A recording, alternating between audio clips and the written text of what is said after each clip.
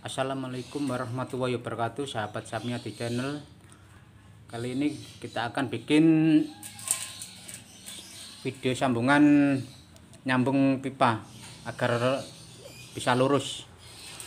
Pertama-tama kita kasih pipa bawahnya, sahabat, terus samping juga kasih pipa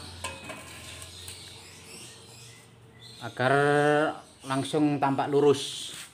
Oke, kita lanjut.